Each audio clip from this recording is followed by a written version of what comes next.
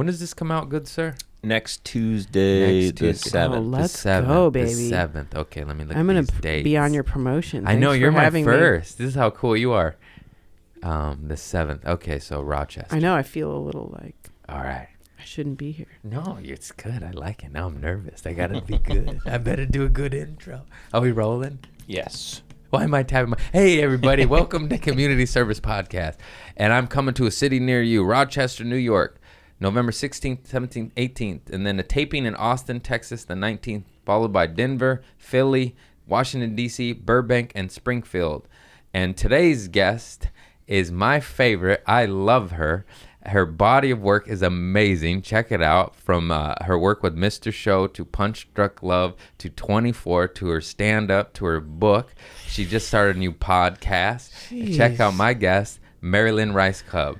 Hey, thanks for having me. I love you too. Check out my podcast at That Woo You Do. At That Woo You Do or marylynn.com for tour dates. And thank you. Tune in right now. We get into all of that. It's a nice, sweet, positive one. And yes, I see it. I had you up on my... Who's that guy? I was That's listening me. to you on the way here. Oh, no, you listened to the ADHD one. I was hopped up on Lee's Vietnamese coffee. You're like, let me get these notes. I got notes. Because And then sometimes sometimes you would just pause. I was like, I like that. You just stop. I'm like, wait, did I just hit the off button? I'm like, no, he's just thinking right now. My brain froze. Well, thank you for listening. We should have sent you the greatest hits. My favorite one is when I had my mom and my sisters on. Ooh. Always the family episodes. But they're always like, I'm not doing it. My dad won't do it. I keep begging him. He's like, no. I was like, I won't bring up childhood, father. I've seen your dad for a moment on your stories. Oh, yeah. He's a like wild man. I'm not like a... I've seen him, No, I it's watch stories. your stuff. I see you always at the basketball or volleyball. Yeah, with the basketball. Yeah. It's so funny because of social media, we know somebody's entire life. Yeah. And it's just funny because that wasn't how it was, you know? No. I think that's why my dad hates it. It's a real thing now when you see somebody in life and it's like, oh, I've only seen you on social for a while. It's weird too. I noticed some New York cats, like comics, I'll befriend them on the internet, but then we never actually met. But we also know everything about each other because of the internet. It's just trippy. Yeah. That actually happened with Giannis Papas because I felt like I know him because I love all this shit. And I ran into him at the mothership. And he knows my shit too. That's good. Which is, you know, I love it. And I'm like, I'm fanboying. But, you know, then to finally meet and be like, oh, hey, I know so much about you, but I've never met you. I did that to Eliza Schlesinger's husband because I think I met her way before she was married. And it's just very acquaintance friend, comedy friend. And then I saw him on her social for so long. I felt like I was like a part of their love story. And then when I met him in person, I'm like, hi. He's just like... You just give him a big old congratulations. He's like, who are you? He's like, hi. Like meeting me like a normal person. He's a really good chef. Doesn't he have a bunch of restaurants? Yeah. Bring some ribs over. We're ready. Come bring us something. Yeah. Hang on. Some pork with microbes and worms in it. See, I listened to your podcast. I was like, how did you know? How did you know? I listened to all about the Have you done the comedy YouTube videos? mothership. No, and I'm not going to. You don't ruin everything. I don't have time for that. I can't. I got some dog dewormer for you. I will. I'm gonna have you on speed dial if I ever. You gave it the wink. Hey, I got some dog dewormer. Stay tuned. Around here, we drink dog dewormer. You hear me? I'll be honest. I cannot watch over the years the expose on our food and stuff because I still eat meat. I would love to not. I just have never done it, and I can't. Sometimes I'm just trying to maintain. I get it. It's my overwhelming. Life, and I cannot. And I know that's like an excuse, but it's like I just have to hold on to what I can hold on to. I get it. And I can't let certain things in. You watch these videos and you know, and you're just like, the devil runs the food industry. Yeah, it's really. What is happening? I can't even. I don't think there's anything wrong eating meat. I think we did that for thousands, if not hundreds of thousands of years. It's just the way in which we do it. It's insane. No, it's industrialized. There's no humanity in it. I know that sounds weird to kill a cow, but like, back in the day we hunted and we had a feast. Now it's like a feast, morning, noon, breakfast, lunch, dinner. It's bad news. Baby back ribs the whole way. That's not. I don't think that's just nibbling on the bone. Give me the ribs. Give me a McRib. Yeah, find that in nature. They don't. It's a joke. Okay, you just letting me fail. Put the mic to him. No. Oh no, I had some thoughts. It's gone. Tuesday's gone. Look at your space. It's so nice. I got a little cute home. You got the crystals. You got the cats coming in and out. Oh, I How many cats now? 4? Only 4. Only 4. A mere 4. What? When did the last one come in? Was it 2 or 1? It was 2. At the same time. Thelma and Louise. And I took them in. They were being abused. They had an alcoholic father. Oh. No, I don't know. I'm just a little softy. I just love them. I would take on more if I had a bigger space and more, just like infrastructure. Like you gotta have like. This is a weird thing to be jealous of, but I'm jealous of your open front door and your open back door right now because I like that. But my cat, I don't let him out. I also inherited my cat in the divorce. Oh. That's a backstory. Yeah. He goes, I can't handle the cat. So I took the cat. And then 3 months later, he said, no, of course I can handle the cat. I just knew you loved the cat. I was like, what kind of... You just made that decision on my behalf. That tells you about the communication in our marriage. But anyway, the end of the story is You're free have the now. cat. I was with not. The cat. I'm free with the cat. You're good. I'm the number one owner of the cat. And I was not the cat person. I was the dog person. And he had to have the cat.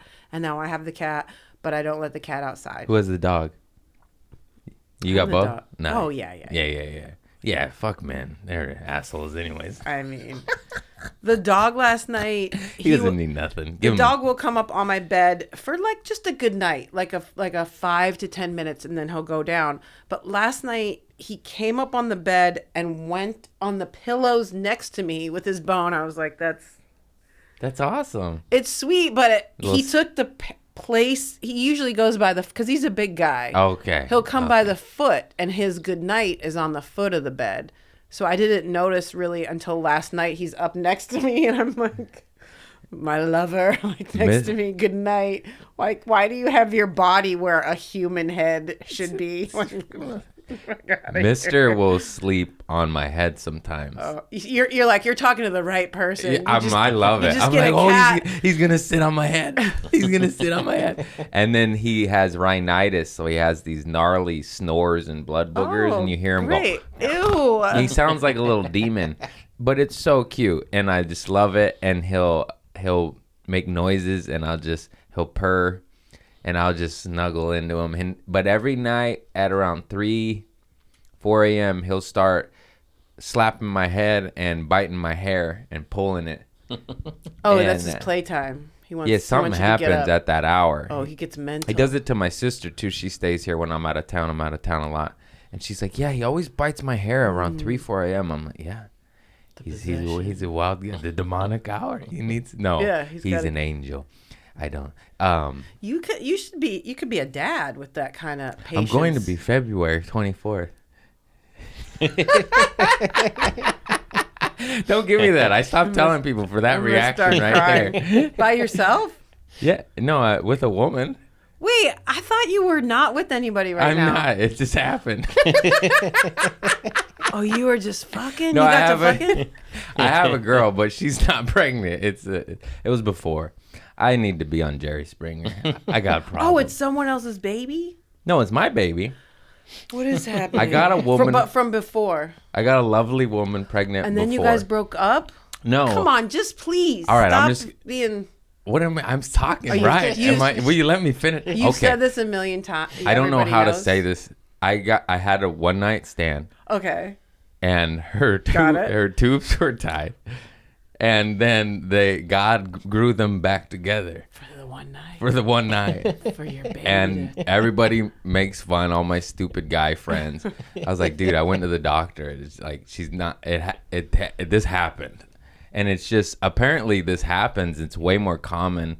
And now that I talk about it, my mom was like, oh yeah, your Aunt Lynn, that happened to her. She had a whoopsie daisy 30 years after her firstborn. Because like, that one was crazy. That one was at like 48. And she just was like, they were like, she was like, what are you talking about, doctor? They did the thing. And then they're like, nah. They grew back. Yeah, they grow back. How long had she had them tied?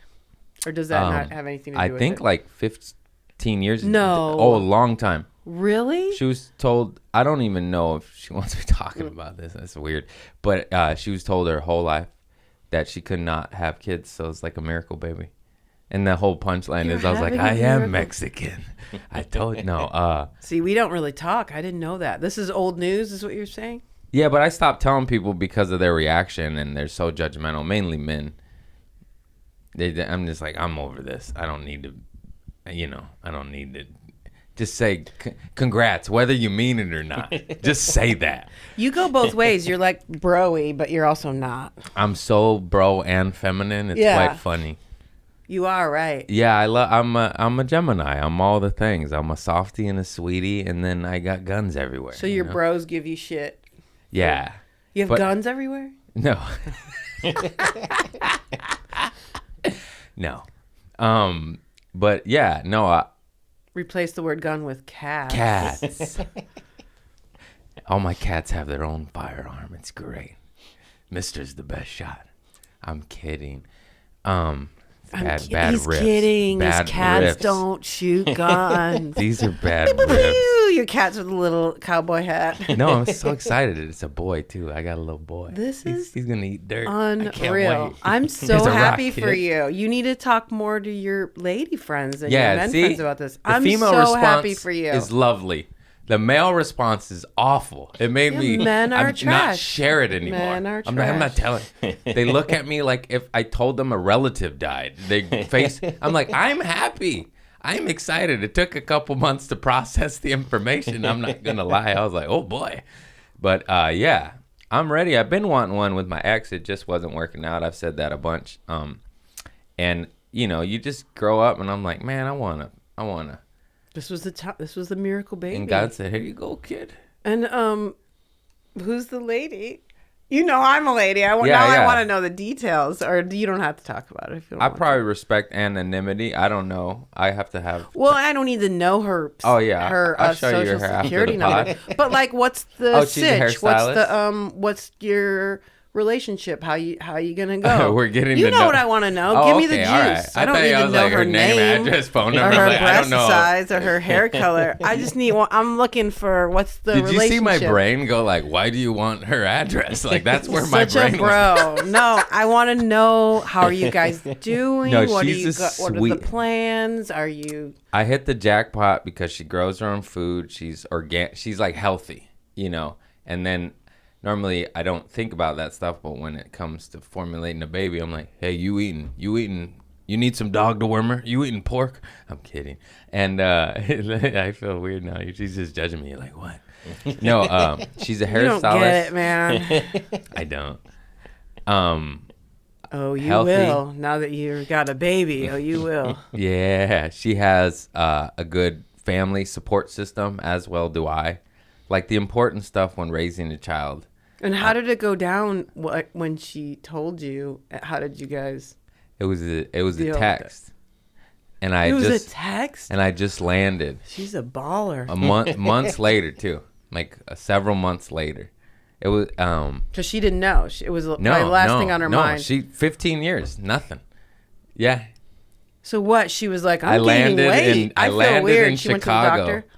To a sold out show, and I got a text, and I couldn't even process it. I'm like, just finish tonight, finish tonight, don't. And I couldn't even, you know what I mean? Yeah. Have you've totally talked about this before? No, never. Okay. You're a good guess because the dudes, you know. Yeah, come on. Let's get into it. I don't know why you tell me everything. Everyone's going to be like, I hated this podcast. I feel weird. You talked about it too much. I feel weird sharing shit now, even though it's always what I've always done, because as I grow in status, I don't know if people want me to share it, and then I feel guilty. Does this make sense? What do you mean, people like your fans? Friends, family. Like, I'll air out dirty laundry in my family, and they're like, what the fuck, bro? And I'm like, I thought it was funny. The difference between your personal and your... Yeah, so it's like, whatever, I'm an open book. Yeah, I landed in Chicago, read a text, and I went, oh, shit. Holy shit. Let me finish tonight's task. I got to sell these hoodies. I got an extra mouth to feed. And then I hit her up the next day. We had a long talk. We laughed. We fucking howled. Because we both were like, I know. You know, like, what? And no, she's a sweetie, good soul, good heart. And I'm getting to know her as we raise our child together. I just look like I would, this happened. Sounds good, though. Yeah, no. I'm Sounds excited. like you guys are both on board and willing and it's able. all love. Yeah. And yeah, I'm a little crazy. She's a little crazy, but in a sweet, loving, good heart way. And that's all you can ask for. Are you going to move in together? No. I have 4 cats. That's too many things. The baby's going to be with her? Yeah. I just watched your expression again. You're like... Too many questions. A lot of... That's when the criminal, like, hey, well, I plead the fifth. That's why I'm here today. We didn't know that the podcast was going to go in this direction, because I'm your comic friend and I'm crazy, whatever. But, at the end of the day, the beginning of the day, and the middle of the day, I'm a mom. I got pregnant 3 months into knowing my baby daddy. We got married and lasted 10 years. Nice. No, yeah. The goal is to move her nearby this area, and she wants that too because have you seen it? Have you seen outside? Where does she live now? The Hollywood, the city. Oh, okay. Oh, nice. So she'll move to this area. Yeah, just a nicer, You'll have cleaner 2 places. Yeah. I love this. I want to level up and get like some properties. I want to live nearby, but not in the same house. Does that make sense? That's great. I love this. And then. Yeah, we're trying to get her family to move to, Rancho Palos Verdes, and they. Where are they? In Arizona. Oh. Her grandparent. And this is the first grandkid. Yeah, so everyone's excited. My gosh. My mom's excited. My dad's excited. You're having a son. Yeah, everybody's excited except for my male friends. Yeah. I'm done telling them, bro. I don't need that judgment, you motherfuckers. Not all. What they say? What did you do? 10% of them who have children, they're like, oh my God. Anybody who has a kid, it's overwhelming love and joy. Yes. And anybody who does not have a kid, they're like, so what are you going to do? Yeah. I'm like, why would I tell you? Yeah. If we're going to, pew, pew. That's dark. Yeah. Yeah. Rejoice. This is exciting. Yeah, these men are crazy, dude. And what else? Any more questions? I'm an open vessel. What are we talking about? Just super excited. February is the due date. I took the month off. Oh, long. I needed that. I've been touring. Have you guys been years. Getting together since you knew she was pregnant? Yeah, we've been getting to know each other. That sounds so funny. Getting breakfast and going to birthing center meetings and whatnot. Have you been getting back together? No, it's probably just best if we not complicate things. Really? Yeah. Whoa. I've seen how that works in my life. I don't know. So you're making an effort to not be a couple. Yeah, just co-parent. Okay. Yeah, it's not. I don't know. I don't know how to say this. Yeah, it was just so.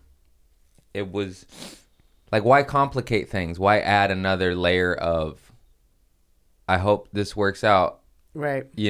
When it could just, it would be much smoother and less. Was it a true one night stand, or was it like somebody that you were seeing again? It was and again? one time. Yeah. And then months later, I found out. Okay. Yeah. Isn't that funny? Yeah. That's funny. Am I supposed to say this stuff? I don't fucking know, bro. Who am I pissing I don't off know. now? I don't know. I'm already like putting you guys together eventually down the line. I'm making you guys a couple in my mind. So sorry. No, it's all right. That's what most people do. I'm a little different. I said no. I got 4 cats. I can't have another. No, it sounds smart. Like you're kind of like pacing yourself, but you're not completely closed off to the idea. I am. She is too, because it's like what in my head, and I believe hers. Like that just is a whole nother layer of. Oh, I hope that it's pressure. Yeah, I don't need that pressure. And you guys are both going to focus on the child. I think she's completely agrees with that, and what. I don't want to speak for somebody else, but I've heard it out of her mouth. Like, oh, no. Like, we're not getting together. You know? Okay. Yeah. Okay. So even if I wanted to, she'd be like, no. But we'll co-parent and it's all love. Does that make sense? I don't even think it's an option, but I agree. I said this before. It sounds so weird, but like by not being together, there's an unbelievable amount of pressure removed. Mm-hmm. To where I'm like, oh, I could be the best weekend dad in the world, but if it was 100% of the time, I'm scared. Does this make sense? And you're not going to be home on weekends. What's up? See you later, kid. No, I know. A weekday daddy. You're going to be the weekday dad. I get them Monday through Wednesday. Mm-hmm. Weekends, I'm out of town. No, I'm excited. I know it's going to be another mountain. A lot of mountains. Why is life all mountains? You just got to climb all these mountains. It's a lot of mountains. You're like, I'm tired. How about a hill? How about a downhill? No, I don't want to go downhill. Uphill. This is big. This is big. I had some questions for you, but I forgot all of them because you put me in the hot seat. I bet you're like, right there. How did you get started in your career? Stuff like that. No. Well, yeah, I wanted to ask you about that too, but I grew up watching Punch Drunk Love, so it's very cool to have you on my pod because I saw that in theaters, and it's just fun. Yeah. It's so cool. That's a stressful movie. I like that you call it fun. It's like anxiety inducing, isn't it? I love that movie. Yeah. Seen it a lot. You have? How was it working on that movie? Fantastic. I mean, how was Adam Sandler? It's Paul Thomas Anderson. Adam Sandler was great. And I don't know. I feel like this was one of his first. I mean, I know he was like a major movie star at that point. It was his first different movie. Yeah, his first like real, especially because it was Paul Thomas Anderson. So like his first big acting, like layers. That's not a big goofy comedy. Philip Seymour Hoffman. Yeah. Mary Lynn Rajskub. Thank you. Yeah. And it was cool. Yeah. I felt good about it. I mean, it was scary just because it was Adam Sandler and Paul Thomas Anderson. So it was like the intensity of that. But I enjoyed it because I didn't, I wasn't like had to carry the movie like Adam did. Yeah. And I think it was kind of a challenge for both of them to find, the layers of that character and not just go for the joke, but to go for like what the character is. That's perfect. Yeah. And bye. And he never did anything and I remember thinking, oh, he's blowing the lid off this. He's going to blow people's minds. He's so good in this. And I feel like when the movie came out, people were like, whoa, like the general public, his fans were not ready to see him. They didn't know. Then look now, yeah. But now it's so far later, people are like ready to sort of receive a different version of him. But yeah, Uncut Gems, he's unreal. That movie but I feel like, Punch Drunk Love was the precursor to the kind of actor that he became. But it took that long for the public to kind of relaxed because they were so in love with him as the comedy, buffoon guy. Yeah. That it was really exciting to be a part of it, and for me as well, just to be in such a real, like, oh, I'm like an actor, Yeah. This is like the guy, Paul Thomas Anderson, with like the vision. He's the guy. He's like the film, And I've seen you in so many things. I remember watching you in 24 in high school too. Oh, really? That was cool. Yeah. Right? Kiefer Sutherland. Yeah. I've done a lot of stuff. That was, yeah, she's done so much stuff. I froze. This is off topic, but it just popped in my head. I was a judge on a roast battle type show last night, Comic Wars, like a bootleg one, but it was awesome. Did the homie Miranda Meadows show and Nate, and I had to judge people. It was a nightmare. I did not like. They want you to be mean and say fucked up shit. It's kind of hard to judge. And I'm like, I don't know them. I don't want to. I don't want to. Like, yeah. Hey, big butt. I don't know. I didn't know what to say. Yeah, that's the format. They're like, zinger, go. Yeah, and I'm like, and it was so awkward for me. And then I was being nice, and it wasn't getting laughs. So then I went for it, and I said some shit, and then they were like, "Oh," and I was like, "Uh-oh." And that's all. I just feel like you would be the same on a roast battle panel where they're like, "Say something," and you're like, "I don't want to." Yeah. I don't want to be mean. Yeah. And I said like a they/them joke, and the whole crowd went, "Oh!" And I was like, "I was being nice, bombing. Now I'm mean and I'm bombing. I can't figure this shit out, man." And meanwhile, they're like saying the most evil, heinous shit to each other, like awful shit, and I throw in like not that awful, and everyone turned on me. I was like, "I fucking quit this shit, man. I ain't never judging this shit again." Yeah, I would. That was last night. That's why I categorize myself in the same situation, because I think we're both really clear of who we are when we're on stage, and it doesn't necessarily translate to like, I'm gonna do a mean zinger to you now. Like, that's not really the only person I'm ever mean to is myself on stage. I realize that too. Like, I'm the butt of my every jokes. one of my jokes. Yeah, me too. And like, mine is like a heightened version of the kernel of truth of my life, where mine is usually a watered down kernel of the truth because I can't say it all. No, I'm just kidding. What can't you say? No, some details of the story too long, too unbelievable. Oh yeah. You do too crazy, and then people are like, "Is that real?" I'm like, "If you only knew." Right. You do the joke version, the broad version, and not get caught up. Just mainly true stories. I feel weird fibbing. It's all based in truth, but you got to change some shit for comedic effect. But yeah.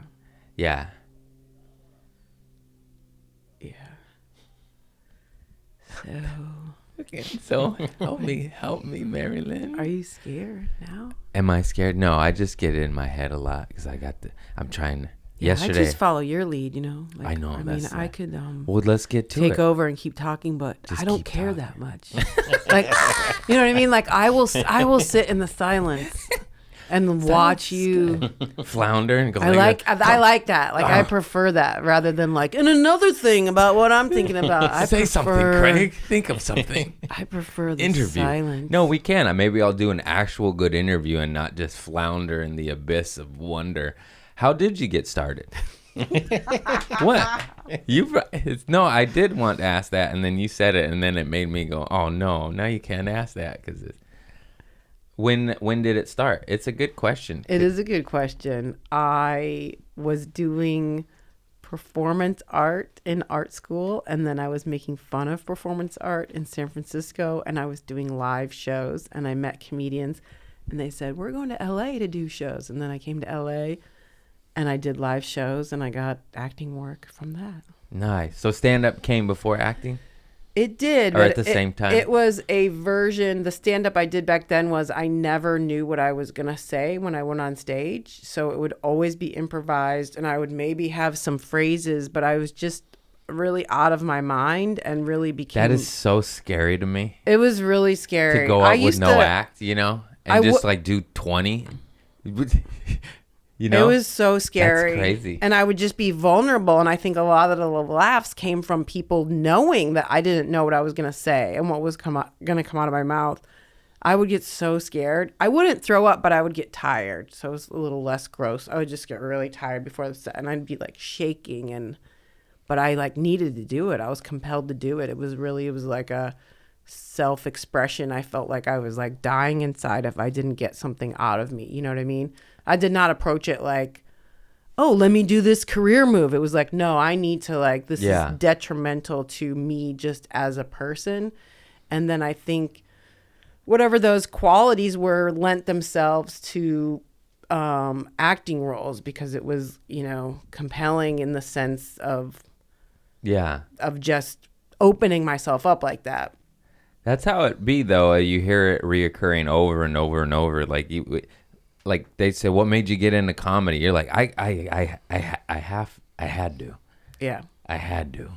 Because I was doing painting and drawing, which I love, but it wasn't until it, you know, that can be very isolating too. And I was going to art school and people would do critiques and they'd go, my piece is about this. And I would just be like, I don't know what any of you are talking about. And if I just kept like painting is like a very interior, and I wasn't I wasn't really connecting in the world in a way that was enough or authentic or,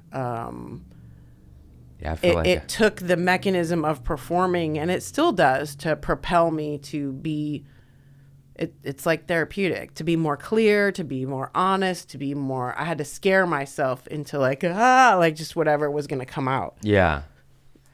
Yeah. I never paid attention to like when you were painting, it made me remember of just starting out. I was always in La La Land and kind of did my own thing, but didn't know, just was there. I actually threw up before a show once. You did? Too, at IO West. It was Improv. It was before I did stand-up. And before an improv show. I was in the alley doing like Zip Zap Zop or some shit. Remember that? Like Zip, the warm-ups. Oh, yeah. Those weird warm-ups. Oh. And I had just eaten dinner and like smoked and drank some beer. And then the nerves, and I was green. I was brand new. I was maybe 6 months, a year in. And I just went, hang on. And I just walked away and went, bah! And then I came back and they're like, are you okay? I'm like, yeah, let's go do the show. And then I did it. And it was just funny. I was like, Jesus, this is nerve-wracking. Yeah. Yeah. It's kind of cool to remember those moments. Just puking before stage. Yeah, it's a good moment. It was a combo of a lot. But it's because like you're facing those. Yes, tell me the combo. Because it was like I just ate dinner, I drank beer, I smoked weed, and then the nerves. Yeah, it's too many things. It's too many things. Too many. I could handle 2 of them, not all 4. Yeah. Bleh. But I think that point of it can get lost nowadays. Not nowadays, but there's just so much all the time with people talking in camera and stuff like that. But that pure fear of like going on stage, like that's so in the beginning I remember getting tingling, like you know, your hand. And I think like we still get it, but you manage it better now, right? And you have the experience behind you. Like it's still there, but it's just not as channeled towards acute. Funsies as opposed to fear. Yeah, it's still there. And I've said this a bunch, but I believe it was Joe Torre outside the Improv said it. I don't remember. It was an OG legend, but he said if you ever lose that excitement, that's when you need to worry because you don't care anymore. And it's the sign that it's not a good sign. I mean, I come up against that all the time too. My way of that is like I'll be dark or like really down before a show.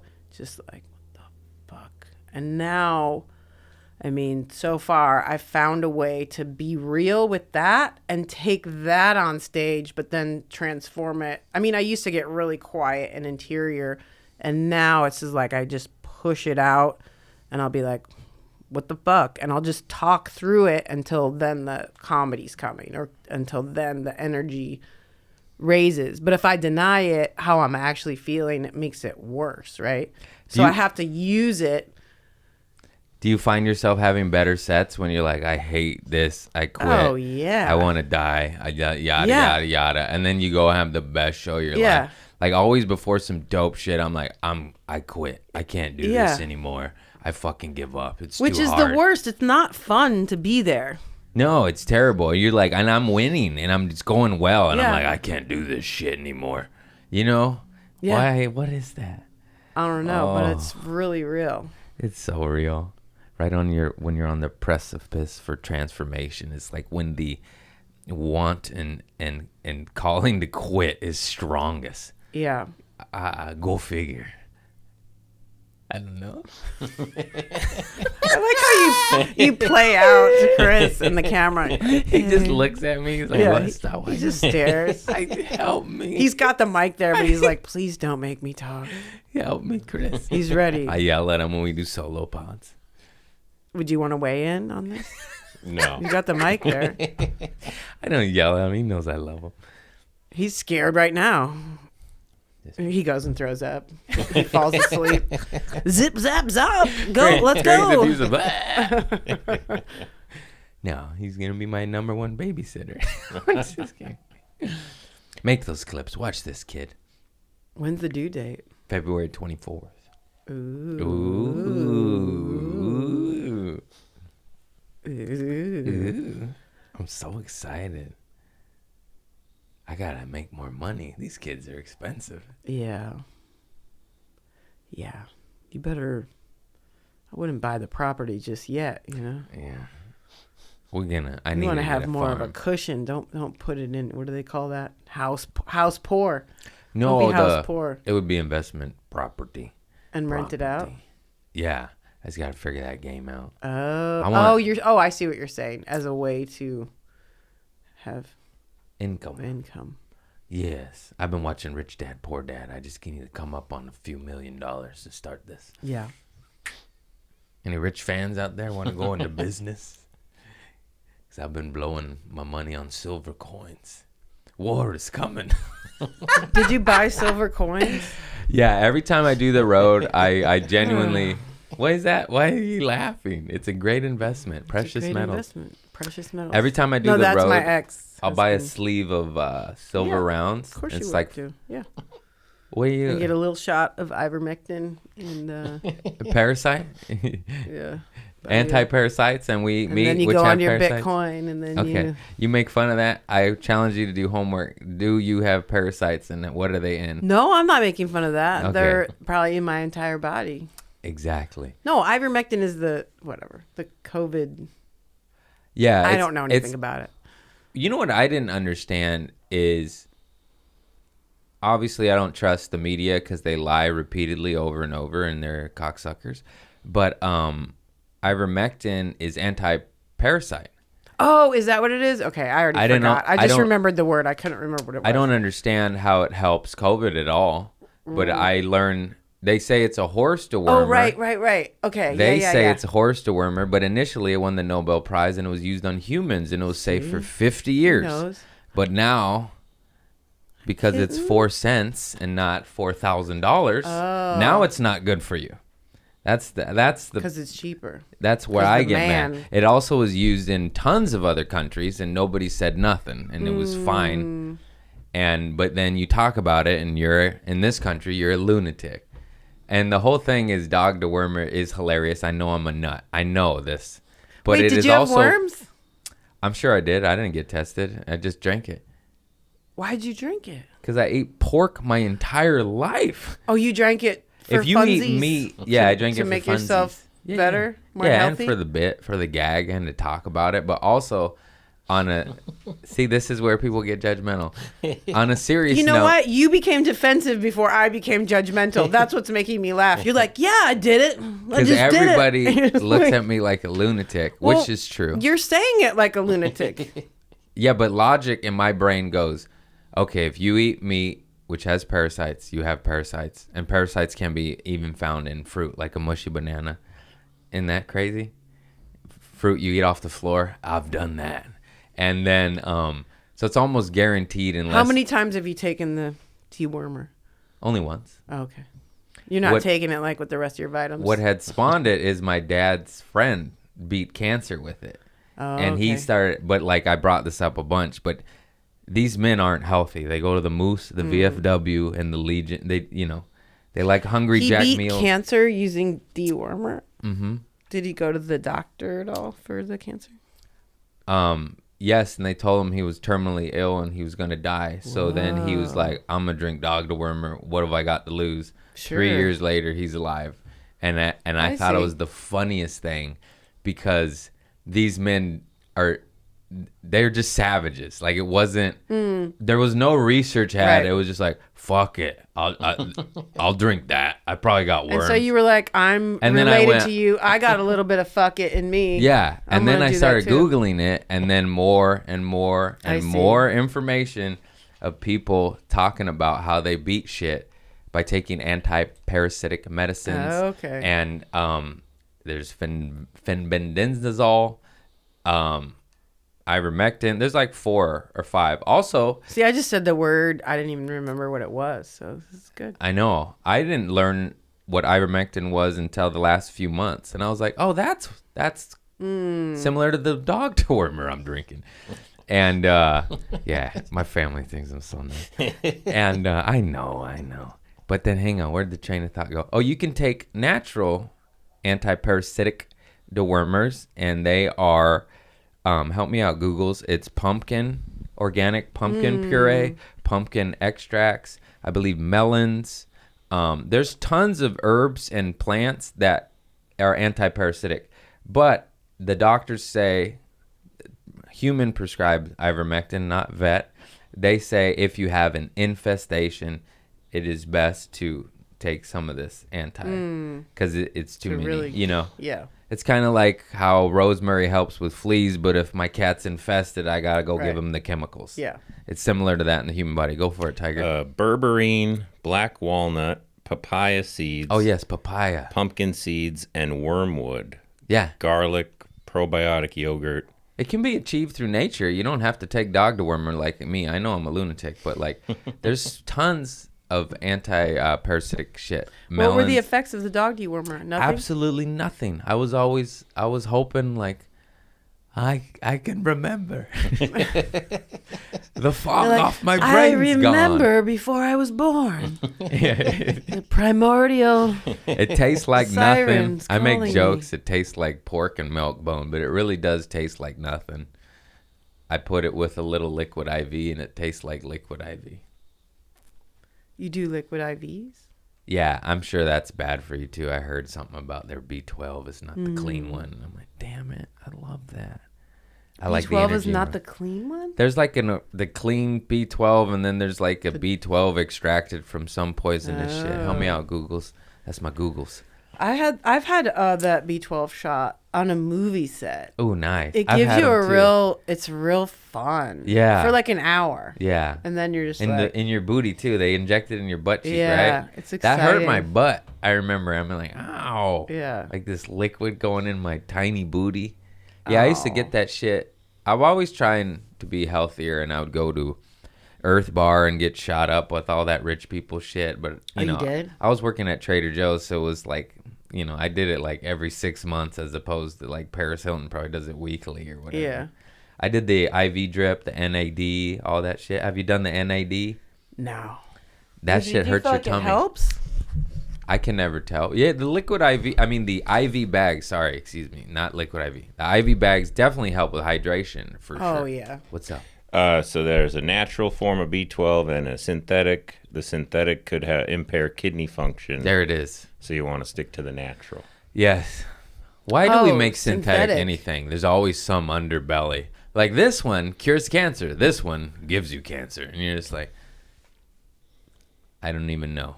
Knock it off, synthetic. Are you pretty healthy on the day-to-day? Oh, I battle. I try. Everything's a struggle. But yeah, I try to be and try to eat at home and cook. But I'm always on the road. So it's like frozen foods. But I get the organic bean and cheese burrito. I try. Yeah. It's not Totino's pizza rolls anymore. Just poison. Do you ever go to the grocery store when you're on the road? You have like a Marriott suite? I do, yeah. And I'll stock up on some. I usually just get a lot of fruit.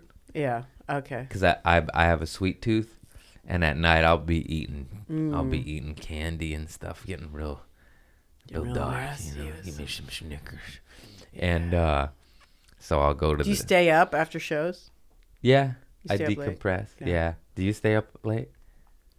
A little bit, not really. Do you take an opener with you?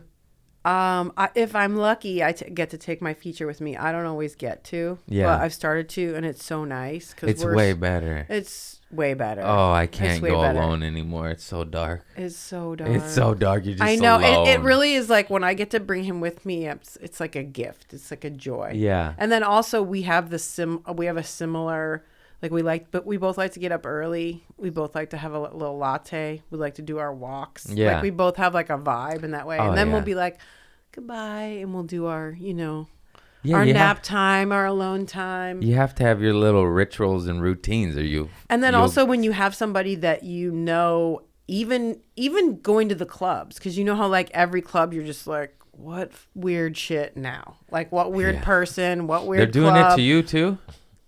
Oh yeah. Oh, it's. It never stops. It and never I don't mean to like pull some kind of card here. You're but like I work with Adam Sandler. Like, I was who just gonna cares, say, lady? imagine you're me and the kind. I mean, I was just like, how? It's abusive out there. How am I here now? Like what?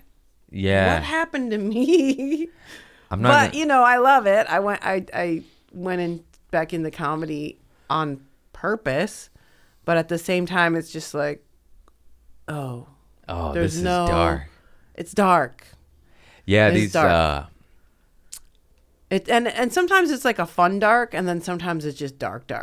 Sometimes But it's always you always got to try to have a good time with it. But yeah, there's some dark places where, I don't know, any number of things where it's like the club. You're like, oh, this is a depiction of the inside of the owner's depression. He's made it into physical form, and he's invited people in to then do shows for other people. Like sometimes it's just on you, and you got to go through it. What you just said, like I went. That's it. It's the owner's depression manifested, and they take it out on you. And you've got to not go all the clubs, into but this some space of them, and make you're something like, of it. Oh man. Yeah, and then you're just in it. They're just because that's the job. You're like, I've been hired to come fly here, just be in this and around this, and hopefully the audiences are okay. I never understood why. Like, why are you in this business? This is the business to bring joy, laughter, and it can be profitable, but they're just like, no, I'm going to bring it down. I'm going to make it so hard. This one club, I was slinging hoodies in this corner, and they just had empty boxes and a dolly out the whole weekend. Yeah. And I'm like, throw it away. Put the dolly in the closet. Yeah. Just holding up hoodies next to a dolly. Yeah, and then you're an extension of their own. They're like, I can't take care of my shit. Okay, you go do your shit, surrounded by all my stuff that I haven't taken care of, and I won't. I'm not coming back to a couple of these places. You just inspired me. I'm like, why am I traveling to a vortex of negative energy? But then also the bigger picture is that these are the clubs that are left from the club system that probably at one time was born out of a comedy boom of a very different nature, right? Yeah. Like 80s, 90s, early 2000s. But they could still have common decency and treat us like human beings. You would think. And say hello and give us a water bottle. It sounds pretty minimal. Yeah. Sometimes you got to go on the hunt for your own water bottle. It's fucking insane. I mean, when dude. I first started going on the road, I was coming from a different. I'm very lucky. I've had certain heights, but I remember going, I have to book my own flight. Like, what do you mean? Like that's the nature of that too. Where the sheer volume of logistics stresses me out. Yes, the logistics to figure out how to get ever end to the for you to Uncasville. You know what I mean? How do you get there? You fly to New York, you take a train and a bus. You're like, what? I've never been there. Fly in the day of the show, leave at like 3 a.m. to get to the gig on time, and you're just fucking like this. And then they're like, you didn't sell enough tickets. You're like, yeah, it's Uncasville. I'm not Kevin Hart. Nobody's fucking coming, bro. What are you doing? I've been in a plane, trains, and automobile for 12 hours. I'm fucked up, man. Yeah. Help us. It's insanity. Okay, let's do both. I'm going to follow it by a positive one, but let's start with negative. What's the worst thing on the road? Like an event, or, you're just like, what the fuck? Worst of the club or the audience? Either. Yeah, just like a bad experience.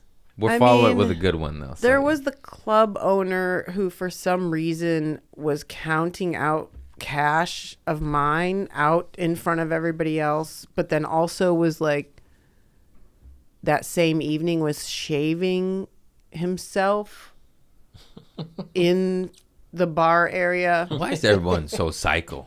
See, he needs some dog to worm her. There's parasites have taken over. But sort of like it was either a deeply ingrained passive aggressive thing, but didn't really notice he was even doing it. And, and then there's your general, there's the shows where I'm doing whack-a-mole with trying to teach them how to be an audience that shows up for a show, going off of the stage, walking up to a table, of women that were just talking to each other, drinking, and they're like talking to me, and they're like, we're just like you, we're divorced too, blah blah blah, and I'm like, yeah, we're alike, but you know what I wouldn't do? Go to your show and just talk through it at like it's a bar. They went, oh, but it's like, how many different people am I off the stage talking to? We shouldn't have to police hecklers from the stage during our act. And then the owner goes, the staff, the door guys. Listen, you'll love this punchline. He goes, I'll get you a wireless mic if you want to do your thing, because he romanticized doing that. And I'm going, kind of just wanted to do my material and have people come to a show and enjoy a show. It's not really like, you feel like a badass when you're punching people, but it's a different muscle. It's a different mindset, because you're fighting and you're trying to teach people that they're there to watch a show. It's like, that's not to do that for an entire hour is insane. That's not really what I had in mind. No. Like, it's cool. I have that, like, thank you for strengthening that for me. I can be vicious and I have no problem. I'm not afraid to do that. And stand up has taught me that. So thank you. But like, as far as like your club, that's not the goal. Like, I don't want you to facilitate that. It'd be nice if people came excited to see a comedy show. Like, can you make that happen? And then I'll bring the comedy. No. Or nah. Nah. Yeah. I have so many stories like that where you just. Or the guy that I had to go up to. Don't police the room. And tell him to leave. And he was big and he was on drugs and he was yelling at me. And then just no security to be found. Yeah. No, we're really out there on our own in a lot of these clubs, and it's fucking horrible, And I always talk shit, and I'm like, fuck, this guy. All right, let's hear your negatives. Then we got to do the positives. Oh my God, which time? There was like a Mexican gangster fool fresh out of prison heckling me, and I went at him, and I was like, I made it funny too. I don't even remember. I probably could find the audio. I just know security was scared. That one stuck out because I was like, fuck, am I going to get shot or stabbed today? But I just went right at him. I just was like, fuck you, fool. I was like, you ain't in prison anymore. He said something like, I don't know, because he was on a date with a woman. And then he said something like, I'm going to, he's going to get me. He's going to violate my booty. And I was like, wow. Was he trying to be funny? No, it was scary. Everyone was. Was his take? Was he's going to violate your booty? No, he was saying, I got to pull up the audio. I don't remember because it was in the moment. But I just remember I was going at him and it was funny. And I was saying gnarly shit that made my jaw drop. Where I was like, yeah. And then all the security was like, stop. Stop. Like, that's kind of a positive in the sense that where it's messed up, it's fucked up, but you're also like, whoa, I just said that. Yeah. Like, I've had that too, where you're just like, where did that come from? I don't know if that's good or bad. I have the audio of it. I don't have the tape. It was years ago. But there's an audio of me going at a gangster. in San Diego at a bar show, and just fucking, it was security. I remember them like having this face, like, what does he have? We gotta pounce. This guy might have brandish something, you know? And I was just going like, yeah, fuck you, bro. And it was just funny. I had a guy with a gun in the back that I guess he got taken out by security at one club because I heard a kerfluffle in the kitchen. Yeah. But it was like real fight. I was like, why is the staff fighting? And they're like, oh no, the staff actually took someone down and took him out into the alley before he made it into the showroom. Like, oh, Jesus. that's cool. Yeah. It's, and then I went from like, why is the staff fighting? That's so lame. So I was like, oh, thank you. You guys like totally had my back. Heckled by a lot of white ladies. White ladies? Are they drunk? Do you get heckled by white ladies? Yeah, I do. Yeah, white ladies. A lot of white ladies. Yeah, they're always drunk and they don't listen. I had to stop a show because they just wouldn't stop. You hit them with funny. You hit them with kindness. You hit them with assholeness. Nothing. Mm-hmm. And then I just told I was like, I'm stopping the show until you kick these bitches out. And I don't like using that word, but that's what they were. And they didn't understand. Yeah. I got the whole audience to boo them. And I asked the audience, I'm like, hey, am I an asshole or are they an asshole? And they, you know, I turned the room on them. This is like the 4th or 5th time. Yeah. And they didn't get it. They didn't. Remind me of that Louis C.K. episode with the heckler where she doesn't get it. And they just had the no one has ever told them no or to shut up before, and they don't understand. They couldn't compute it. And they end up sending me like hateful messages on Facebook, and I was going to respond, and I just went, what are you doing? And I just move on. But yeah, that stuck out, and the club doing nothing about it. Nothing. It took 5 or 6, so many interactions. I tried every trick I had. I don't go there in the beginning. This is my last effort. And then I was like, I ain't get them out. I'm like, I ain't going. I'll sit here in silence. And it makes it so weird, you know. And then, but when they left, the whole crowd cheered. It wasn't, you know. I've handled it in the wrong capacity too. That was a lesson learned where I was like, oh, you got to do things first before you just go, get the fuck out. Right. Yeah, and they break you. But there's always like the nice audience members that are the ones that are who are like, yeah, you know, I feel bad for them, like the people that are enjoying the show. And they got somebody talking the entire show next to them, ruining it. I don't understand it. It's like, dude, it's an hour and a half. Shut the fuck up. It's just like the movies. Yeah. It's not music. You got to listen to the setup and, you know, to understand it. Hang on, one more. What was the one? I had one. Come back to me. Oh, being accused of stealing a T-shirt from the club when I was grabbing my merch right before I headlined. That was the worst. That was the worst because I had to then do an hour while just like... And I did it, and I was so proud of myself. Wait, who accused you? The club? The club manager. Oh my! I'll name the club because I'm never going back. It was the Looney Bins. It was the Looney Bins in Florida. I don't remember which one. There's 4 of them, but I said I'll never come back, and they hit me up to come back, and I was like, no. Which is sad because the shows were good and the audience and the fans are awesome, but the abuse from the club is too much. Wow. To where I'm like, nah. 4 for 4, y'all made me feel like a piece of shit. Why on earth would I? Because they have 4 of them. And every time the abuse got worse. And then actually, I take that back. The last one, it was 3 for 3, abuse, abuse, abuse. And the 4th one, they were nice to me. But then, this is so sad. That, I guess the owner passed on and that was the only one I go back to, but I'm like, not anymore. Oh my gosh. Who took over? Mr. Abuse? No, thank you. Oh my gosh. And yeah, I just fumed with anger while delivering jokes with a smile on my face. And it was just crazy. Yeah. It was crazy. Yeah. She said, did you take a shirt? And it was in the showroom, and I misheard it. I thought it was like, do you want a shirt? And I was like, oh yeah, I'll have a large. And she's like, no. Did you steal the shirt?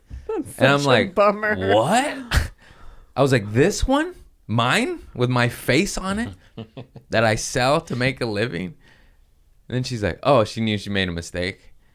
And then this was in the back of the showroom in the corner in the dark. Did you take a shirt? And then it, it hits you. It's like, and I'm maybe up in 3 minutes, I'm getting ready. What happened to her though that she thinks it? I don't know.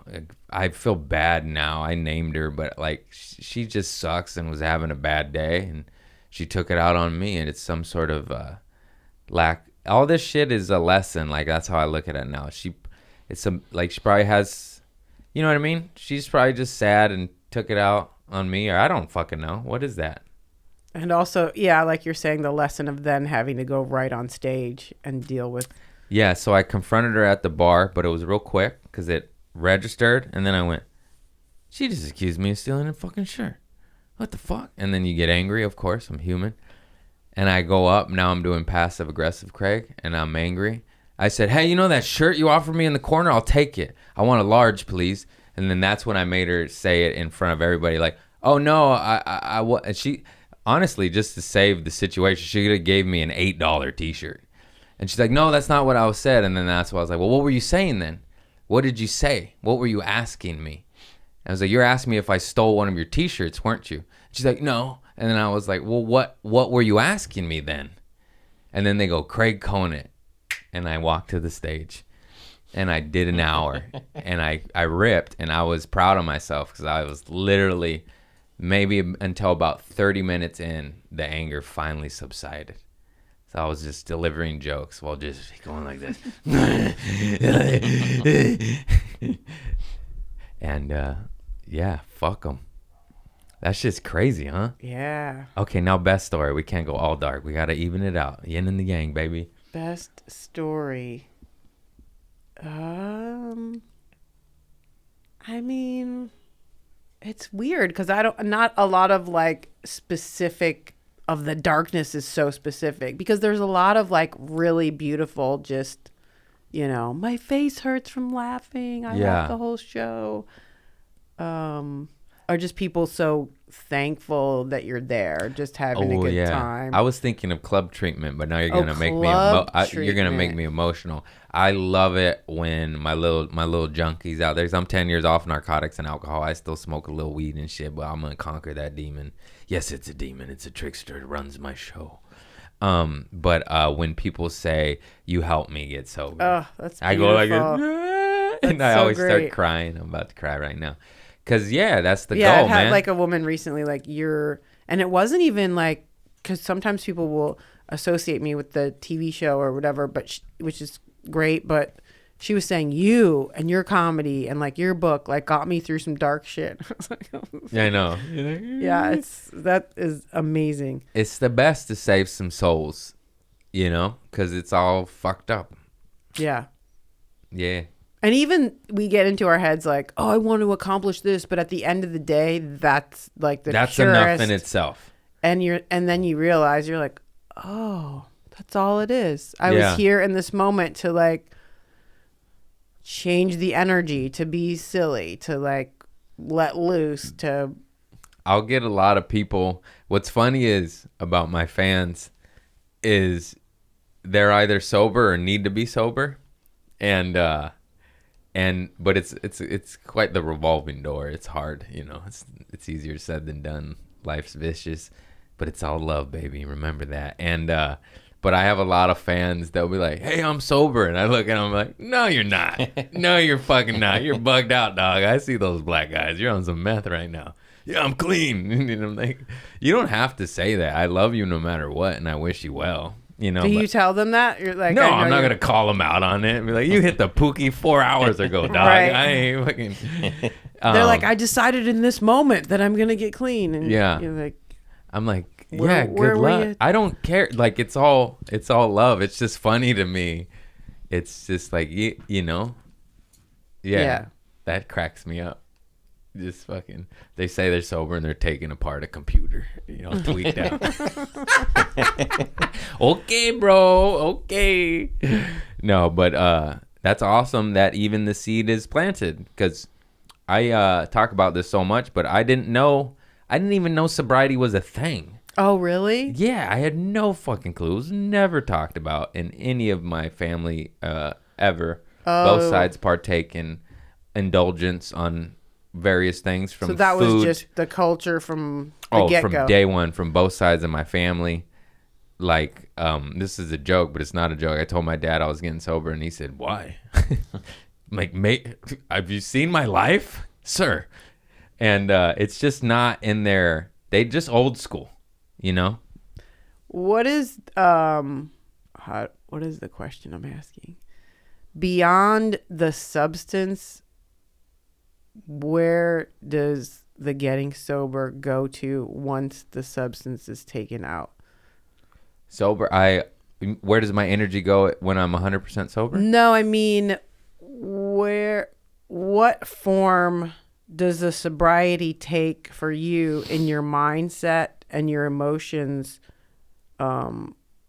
I guess the question is, what are you addicted? What did you realize you were addicted to that wasn't substances? When you like strip it away and you go like, oh, that was covering up what? Oh, like, how have you had to adjust yourself?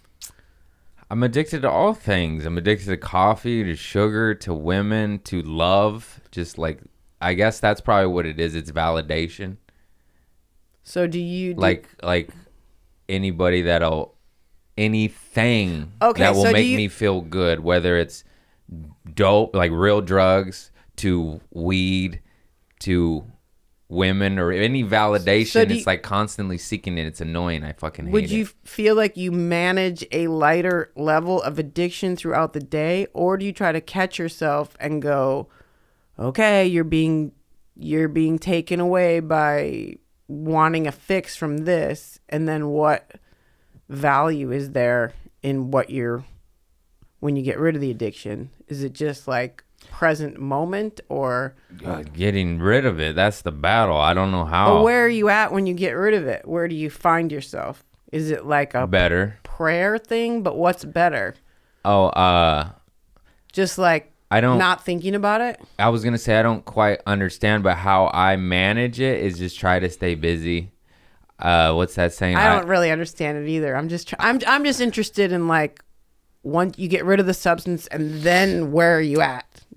I'll give you this story. When I first got sober, 100% sober, no nothing. I'm on a little weed and a little microdose in mushrooms, which is heavenly, and I 10 out of 10 recommend the mushrooms. And if weed it takes over, it's too addictive for me. But I fill the void. For instance, I was sober 100% for 8 years, and I credit that to stand-up. Stand-up filled that shit. Okay. It has to be something monumental and fills it. Yeah. Otherwise, you're toast and you don't stand a chance. So, I don't know, stand-up might not be for everybody, but I say this: hiking, nature, crochet, whatever, something, anything. Fill that shit. If you got to do 800 Sudokus a year, get to work. Just anything positive and not, the downer. Because you're being taken out of it, but not in a detrimental way. Yeah. Not like in a completely Just stay numbing, busy. destroying Just myself stay way. busy, figure it out. Become a cyclist. Become a CrossFit guy. Whatever. Do, anything that's not And that's cocaine. That's consciousness in general, right? Because you're not going to stay in like a blissful, prayerful state 100% a day. So like 95% of the day is crocheting. Yeah. And then you have 5% of just pure bliss. Honestly, that too is just growing up and acknowledging it's okay to feel rage and anger and sadness. And kind of ride it out a bit. Ride it out, cry it out, acknowledge it, and then move the fuck on. I've been doing that a little bit more because this business is so chaotic and infuriating at times, to where you're just like, you do lose your shit, but you just have to remember, like, oh, this this business breaks strong people. Yeah. Like, it's not you. It's an unhealthy environment. I mean, the great Dave Chappelle said that in an interview that I downloaded, and it's a sick environment, you know, and it's just like hard to keep the peace, keep the faith, keep it positive in Hollywood. It's so dark. It's so, you know. Yeah. So that's why I always loved you and been drawn to you. Any of the little lights, I'm like, I see your light, you know. Yeah, we always had that when we see each other at Good the vibes. shows. Yeah. Yeah, we giggle and be Yeah. silly in the green room. And I can't do that with everybody. You know, like, I'm not dancing in the green room with, like, Sebastian or something. You know, I'm scared. We do dance in the green room. But with you, I'm like, we got that kind of time. And we're, you know, I love that. It's just, just trying to bring joy. No, fuck trying. Just bringing joy. We bring joy. And being a silly motherfucker.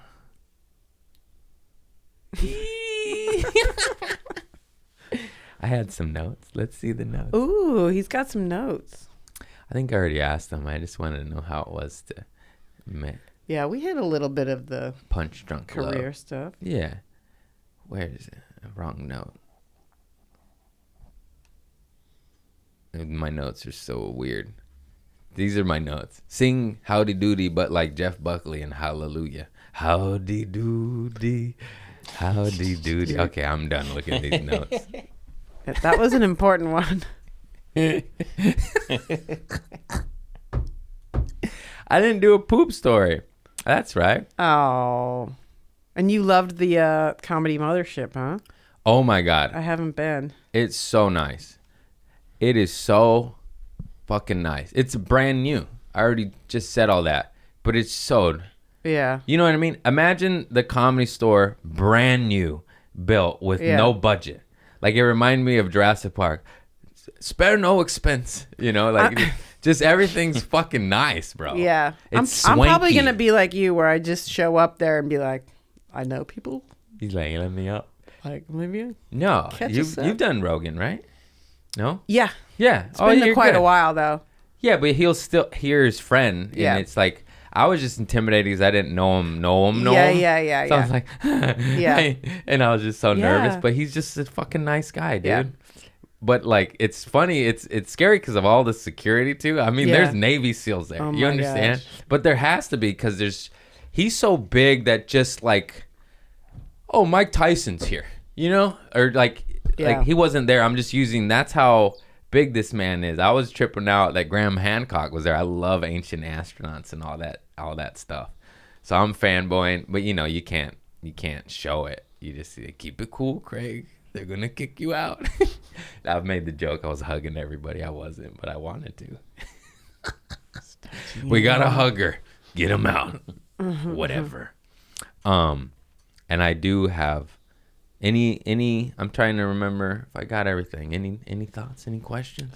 Was Mr. Show like This guy, he's Yeah. ready on the mic. was that super early in your career? Yeah, that was one of my first When you were telling the story of jobs. going to LA, I thought maybe that was for sure. Those were the shows. Those were the people that I met, that whole crowd. So it was a very creatively fruitful, magical time to be around that whole crowd. It was just awesome. Did it feel like magic when it was happening? Oh, yeah. I was like, you know, how we're saying we dance. I was just so happy to be around them. I was just like, just like laughing and just happy to be there and along for the ride. It was amazing. Because it was. What was your favorite moment from that time? I mean, it was David Cross and Bob Odenkirk having live shows and developing those live shows. It was some of the first shows of like Tenacious D and, you know, Janine Garofalo. Yeah, like I saw some of their Speak first up sooner. This is the good stuff. times on stage. Dude, Jack Black is so fucking funny. He's unreal. I mean, that was when I first came to LA. I was just like, who's that guy? And then that guy's a force. I mean, I hung out with that whole crowd for like several times a week for that was my first at least decade in LA, was just I saw Will Ferrell before he was on SNL, before he was Will Ferrell, doing live shows with him in a unitard. He had an act that he did with his friends where they were like this like dancing, juggling group. But and, you know, Fred Armisen I met in those days, and just like on and on. Everybody, all these amazing people. And I didn't know what I was doing because I was like out of my mind and I was really socially awkward. And they just kind of like took me in and, you know, validated that I was funny, but I didn't really know how or why. And I was just doing shows with them. And one of the early Mr. Sometimes shows, that's the best, though. You're like, this weirdo's funny, you know? And it was the best. Paul McCartney actually said that about musicians. He said he loved brand new musicians because they don't have all the training yet, and it comes out differently in unique ways that his brain is so structured in music that they don't have it yet. Yeah, I remember I was like in between. So David Cross and Bubba Kirk were doing sketches, and they were to the point where they were developing a live show, and the executives were in the audience, and they had me, I barely remember this, come out in between sketches, because I used to do this thing because I was coming from art school. This reminds me of the unformed musicians. I would take duct tape and tape myself and be like, these are not for you. Tape my boobies and my vagina. These are not for you. But I forgot how it started, but it started as something. And then I just start taping myself up. But they're like, do that thing.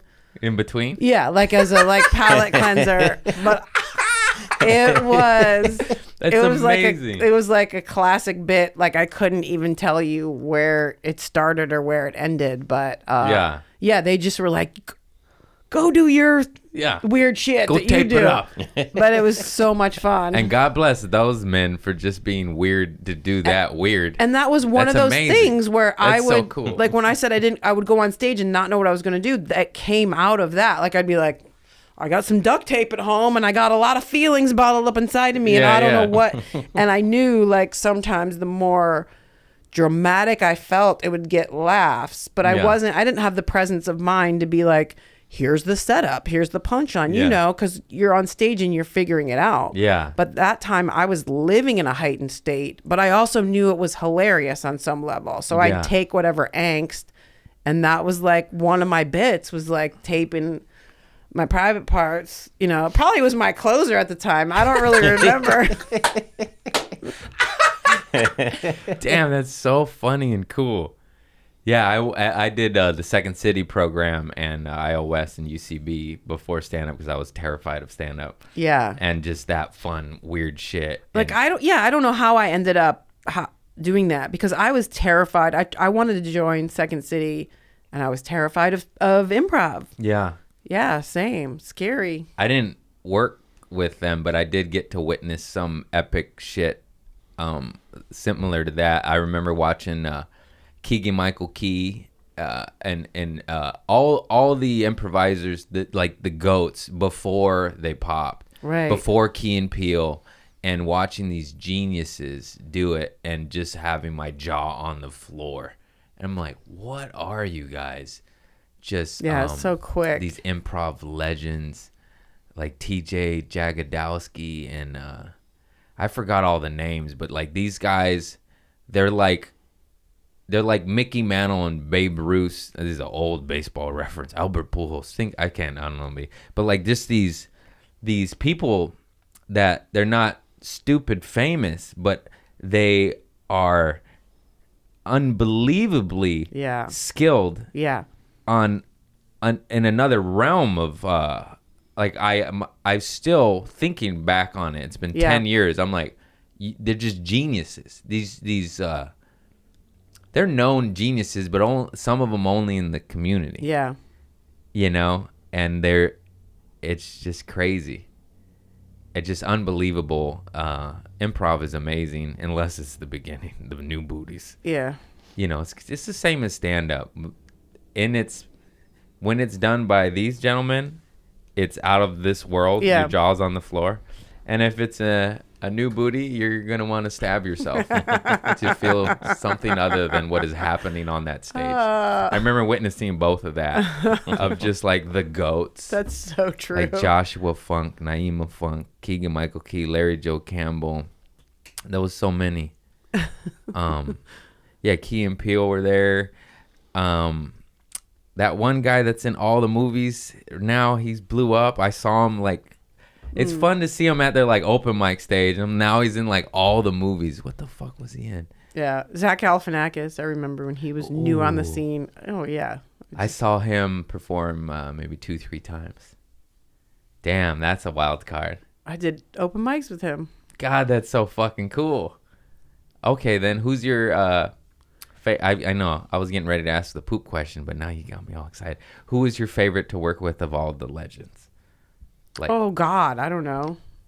I worked with Harrison Ford. That was pretty cool. No way. Yeah, he's so funny. He is funny. It's funny you bring that up. At Second City, his goddaughter was in my class, so he came to a show.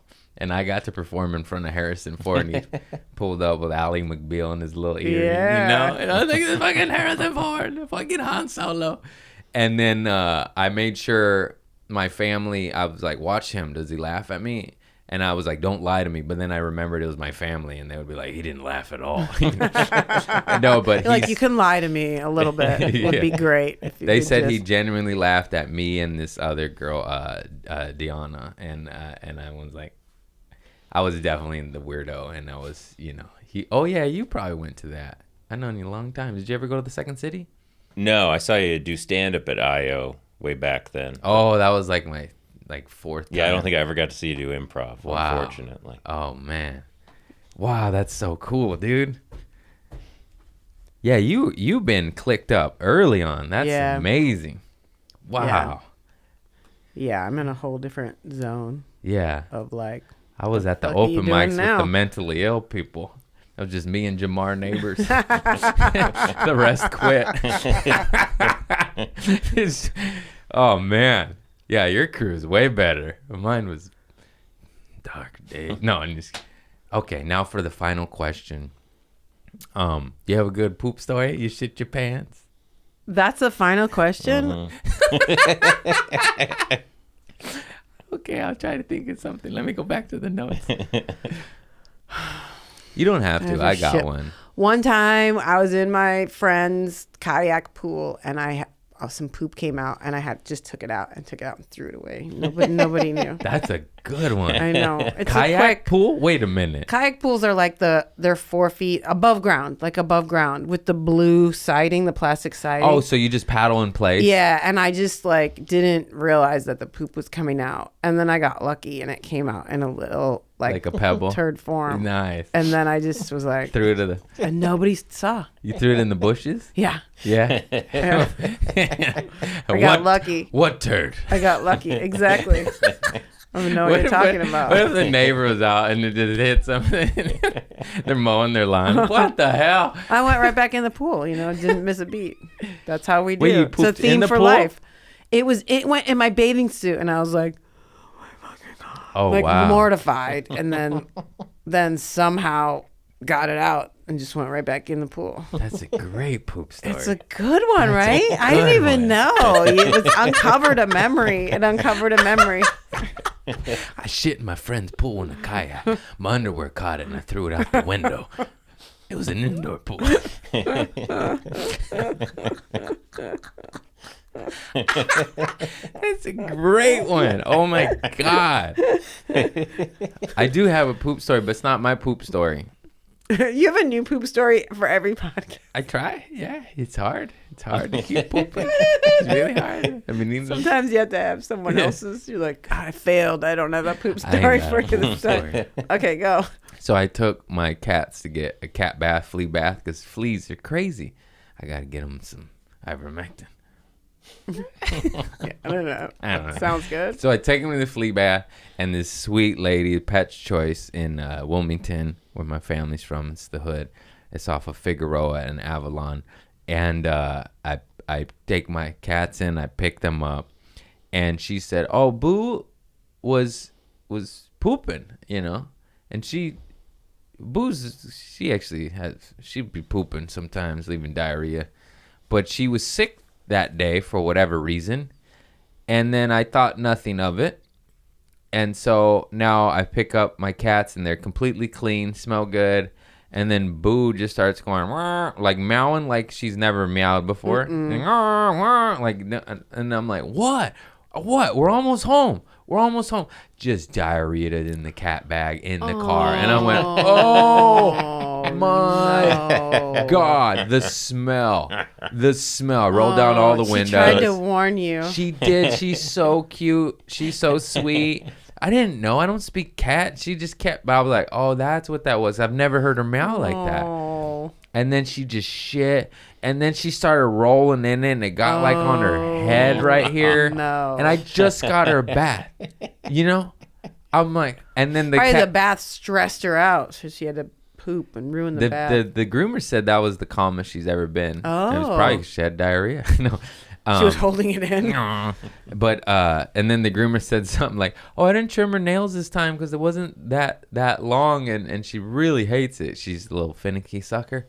So at the time, I was like, "Oh, no big deal." But now that she's rolling in hot cat diarrhea, and I have to hop in the shower with her, and she's still got her little claws, so I put on like old sweats. And I just put her in the tub, and she's so mad at me. And I just take a shower with her, holding her, getting all the shit off her face.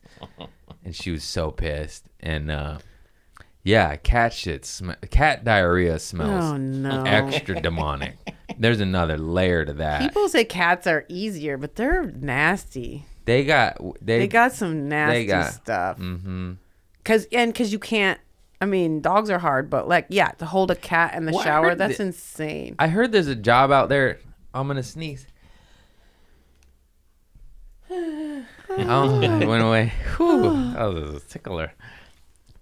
Where'd it go? Oh, there's a job I guess dogs' butts get swollen. They have to drain their butt? Yeah. Decompress the anal glands or whatever. I forgot about that. Craig Robinson did that in a movie. I believe it was Hot Tub Time Machine, where he drains the dog's asshole.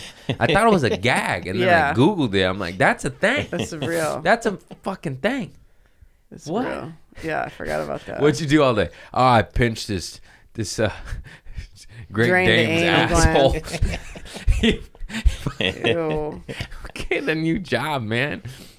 Yeah, that's it. That's our show. Thank you so much. I forgot I was supposed to be promote something. Promoting my podcast the whole time. We'll provide all links, of course. Oh, okay. Yeah, in the bio on the YouTubes. But I'm supposed to be at the beginning. I'll plug you. You're going to plug it for me? Yeah. I'm really it's bad hard at out that, there. too. I know, right? I go to... Okay, here's my podcast. It's new. It's called You just look it up. That Woo You Do is the title. Are you into woo-woo?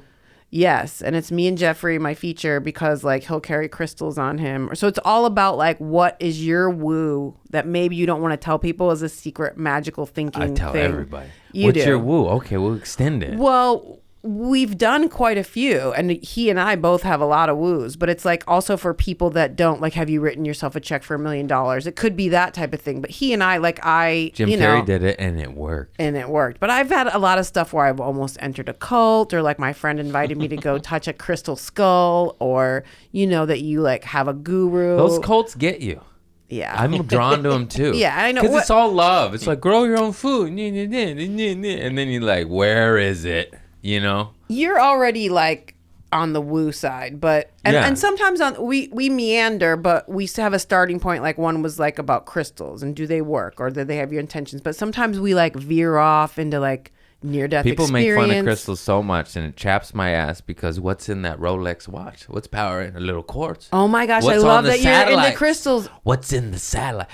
They make fun of this shit, but it's used as an energy source and all sorts of scientific shit. Hey, mister. So that's what we talk about in it. But the thing we ride the line between and totally believing it, but also just making fun of it. So it's more of a comedy podcast than a new age. Even though we love that stuff, we also are I get it, having fun with it. I make fun of it too. Yeah. I might rub crystals on my body and also make fun of myself for then doing so. Yes, exactly. You are an honorary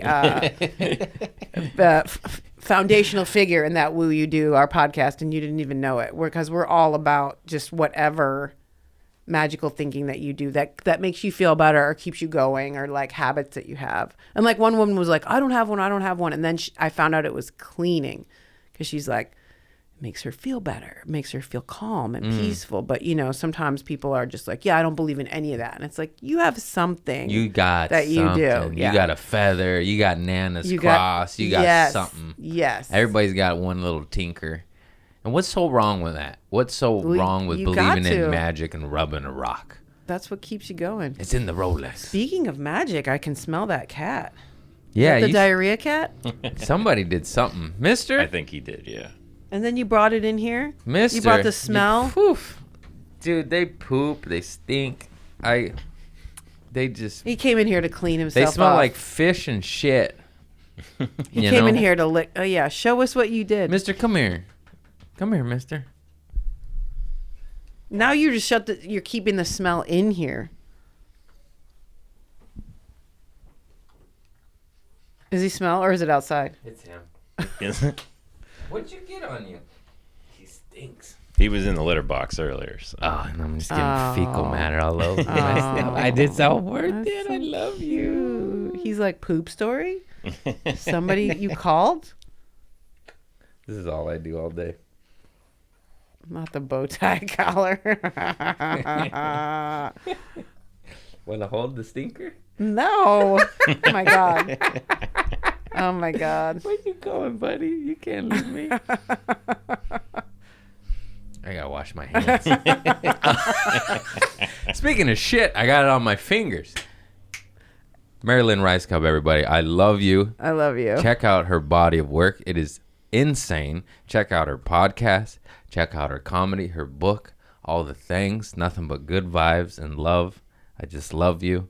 I was. Oh, no, yeah, you touched the cat. I got I shit forgot. on my hand. See, that's what you're a good man. I didn't. You're like, not now. Too late now. I love you, and we will provide all links. Check her out, and thank you so much for Thank doing you. it. I'm glad I wasn't are all a hopped up delight. on Lee's Vietnamese today, and I kept it together. I get in my We head covered a lot. sometimes. I think we did good. Namaste.